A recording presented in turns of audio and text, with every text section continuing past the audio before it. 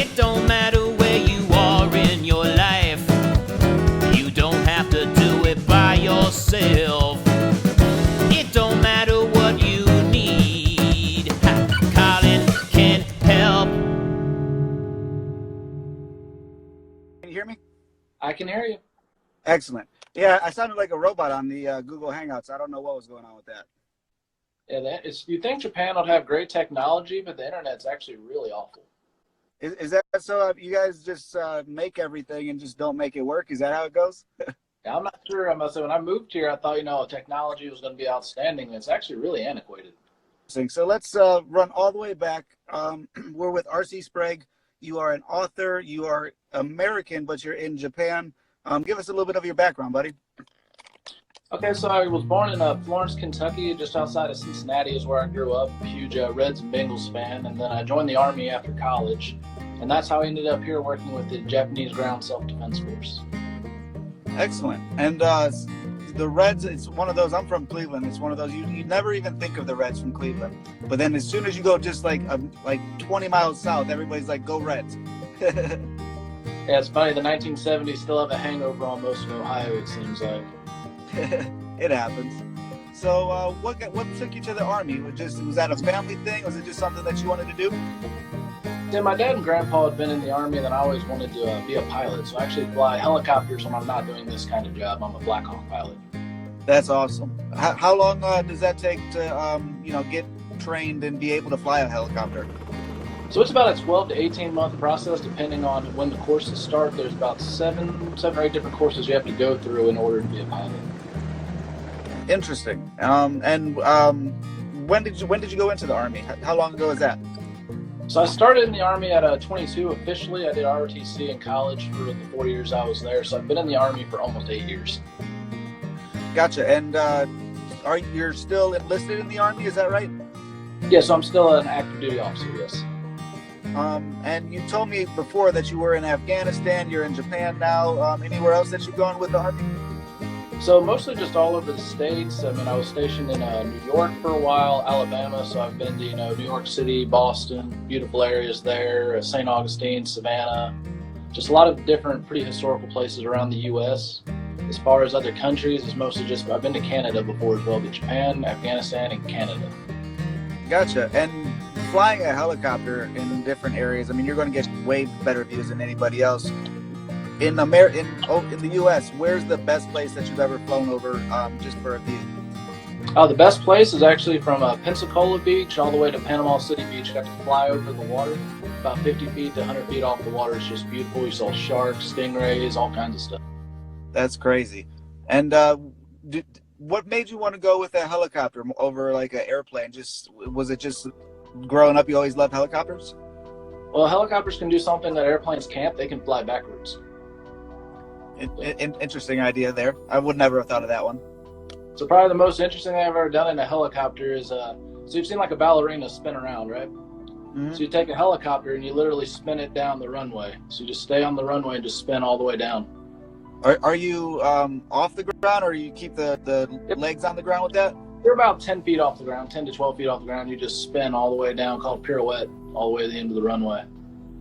That's quite the interesting way to fly a helicopter. Yeah, it's basically a waste of taxpayer money, but it's fun.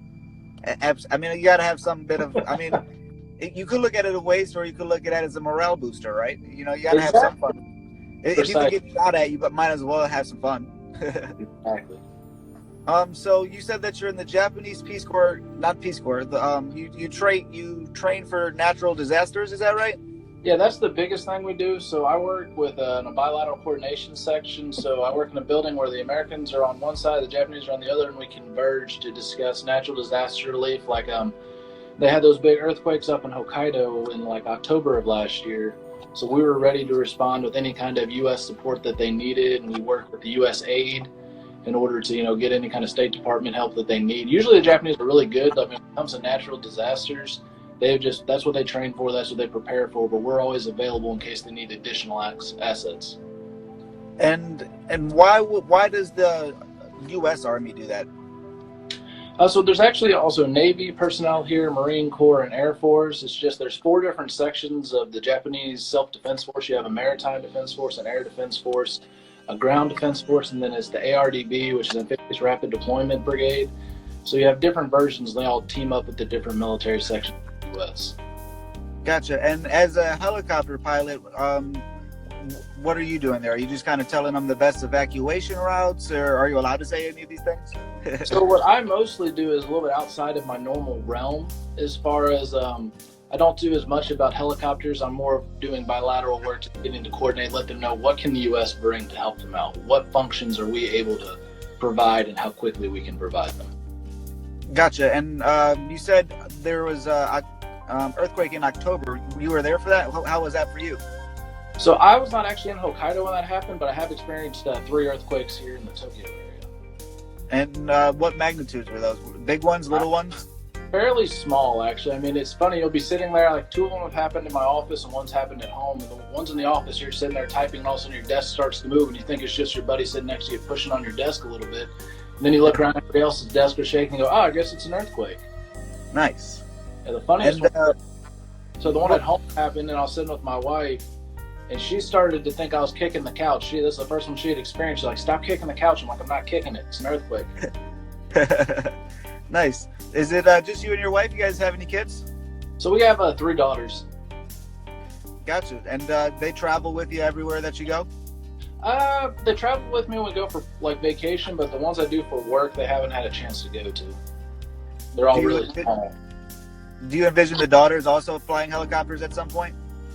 I don't know. So my oldest one's 6, and she goes back and forth between wanting to work in the medical field like her mom, or be a helicopter pilot, or be a teacher, or be something. 6-year-olds go all over the place. Right. I mean, as long as they want to do something, that's better than the kids that just want to be destructive or do nothing, right? Exactly. And as somebody that's a father and established, what am I looking for? Author's the word I'm looking for. What type of things do you do to encourage your kids to read or write or anything like that?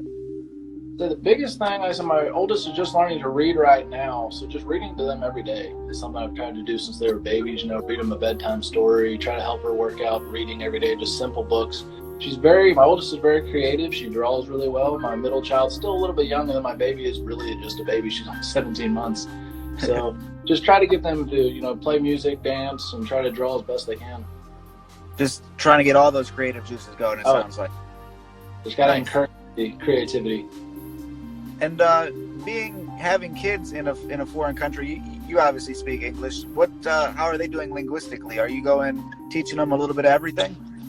So my one that's in kindergarten, they learned both Japanese, Spanish, and English in the school she's in. So hopefully she's retaining more than I am of the Japanese. I really struggle. I can say the basics, konnichiwa, konbawa, different stuff like that. But when it comes to a conversation, I usually have to rely on my interpreters. But I feel like they're getting a really good exposure to the culture. Absolutely. And being so young, they're able to soak up the American culture at home. And then, not only... That's great to know that they're also getting the Spanish. I mean, we barely do Spanish over here in Cleveland.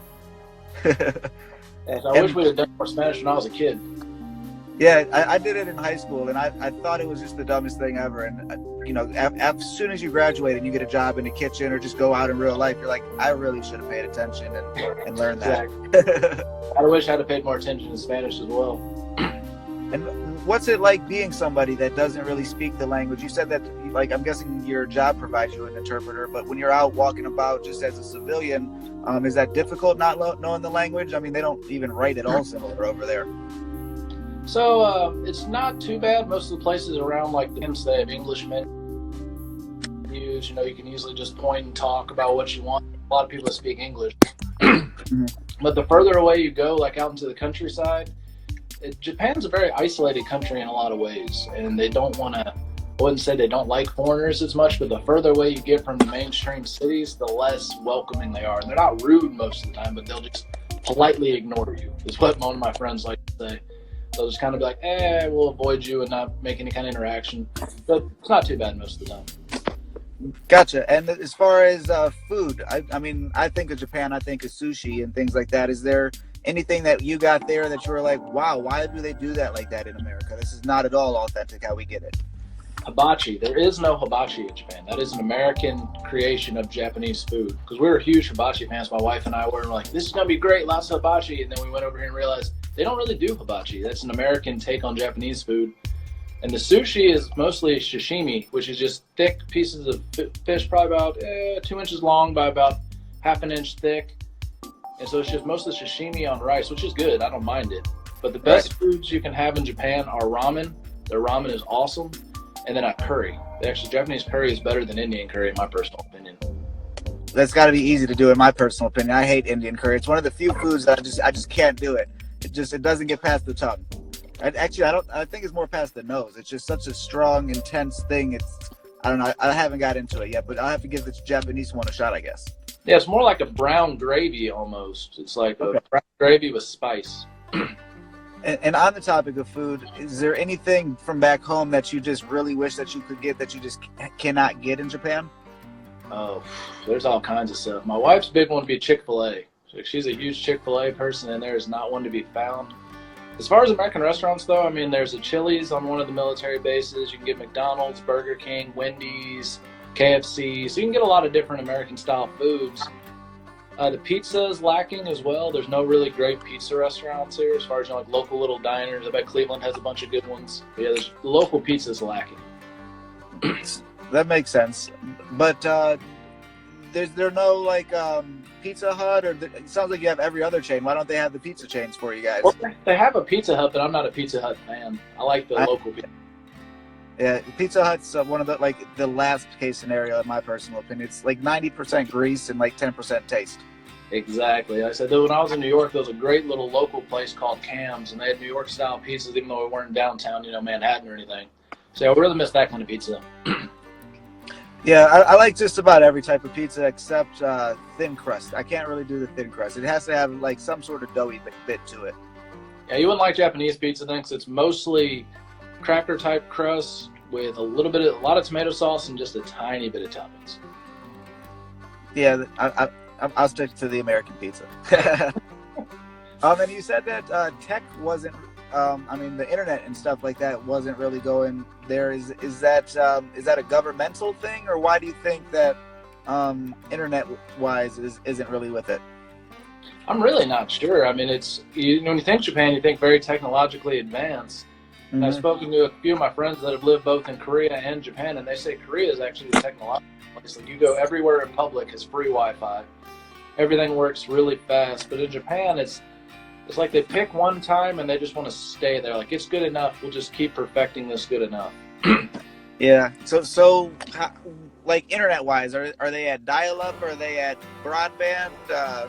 You're clearly got a little bit of internet to be able to stream yourself, but how lagging is it there?